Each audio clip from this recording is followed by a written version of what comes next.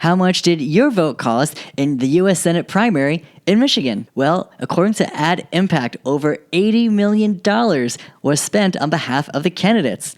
And you'd be surprised at how expensive or inexpensive each vote cost. So to start, let's break down what the vote count was.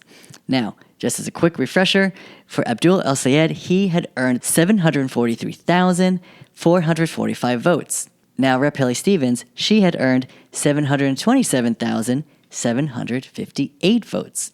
So, seeing that nearly 1.5 million Michiganders participated in this primary says a lot about where that money was going, especially when the final vote was only a difference of 1%. So, according to Ad Impact, they were tracking the spending in favor of each candidate. So, in favor of Abdul El-Sayed, spending was an upward of $7.4 million. It's a lot of money. Now, what we also know is that Abdul El-Sayed rejected corporate PAC and lobbyist donations, meaning that when he was fundraising on his own, it was grassroots dollars, mostly under $200 amount for each donation, with some large donations mixed in, large being over $200. But none of them, again, were from corporate PACs or lobbyists. But we all know about what's going on with the other candidate. Rep. Haley Stevens was the corporate darling. She was getting money from every possible corporate PAC and lobbyist, including the infamous AIPAC. So the spending in favor of Rep. Haley Stevens, that was an upward of $64.7 million. $30 million from AIPAC, $64.7 million total. It's meaning the other $35 million was from corporate PACs and other lobbyist groups. Far too much money to be putting in our politics to say that our democracy is chosen by the people. Sounds like it's really chosen by the highest bidder, and that is not suitable for democracy. Now, fortunately, when you do the math, it was very clear to see the strength of the candidate's message. Now, of course, when you have a ton of money, like Rep. Haley Stevens, you would think that message would win out. But if it's a weak message, you need a lot of money to throw at the wall to hope that the message resonates. And this is proof positive that that doesn't always work.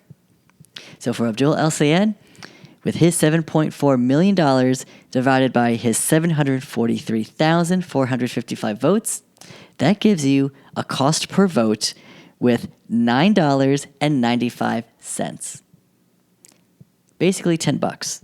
So $10 for Abdul El-Sayed to raise the money and then spend for each vote he earned.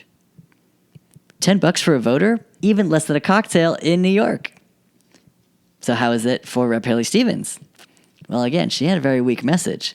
So it's no surprise that her $64.7 million divided by 727,758 votes gives us $88.90. So nearly 10 to 1, $9.95 to $88.90. So at the end of the day, what does it say about the progressive message and the business model to reject corporate PAC money? Sounds like progressives are just more cost-efficient and better campaigners. Let me give you a few more examples to compare it to. So back in 2025, when Zohran Mamdani ran his campaign in the Democratic primary, his cost per vote was $15.81. So a little bit more than Abdul's. But still, the fact that he was using public matching funds, there were some other big groups like Working Families Party supporting his campaign with super PAC spending, right? We knew that Zohran Mamdani could pull it off with his clear communication, talented social media savvy, and honestly, amazing, brilliant organizing with like 50,000 volunteers knocking on over 1 million doors. Now compare that to former Governor Cuomo, his biggest opponent. His cost per vote was $65. $15.81 to $65. Basically 4 times as much as Zohran Mamdani. And that $65 came from like at least a couple million actually spent from former Mayor Bloomberg. Status quo candidates like Rep. Haley Stevens and former Governor Cuomo, who were both supported by AIPAC. Let me give you one more example. We know that back in 2018, Rep. AOC was outspent 13 to 1 in her Democratic primary. So back in 2018, we saw AOC's cost per vote $4.90. And Joe Crowley? His cost per vote was $116.45. $5 versus $116. That is a 23 times difference. So just this idea that like the status quo, these out of touch people who are supported by corporate PAC money, like if we're serious about winning elections, especially in today's digital age, it makes way more sense to have clear communicators with digital savvy who are charismatic but also brilliant organizers. The organizing is the work, so you don't need to pay for that. And the idea that if you're a good organizer, that type of labor is priceless, quite literally.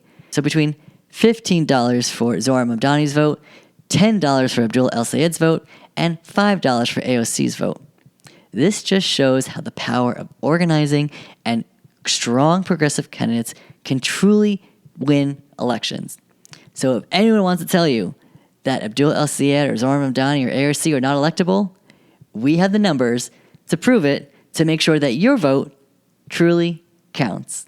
Thanks so much for watching. If you like what you heard and want to learn more, then make sure to subscribe to Not Suitable for Democracy on Apple Podcasts, Spotify, and YouTube. You can also follow along on Instagram and TikTok. I use the same handle for both, so follow along at NSFD_pod. Catch part 3 where we talk about what Abdul El-Sayed will need to do to win the general election in November.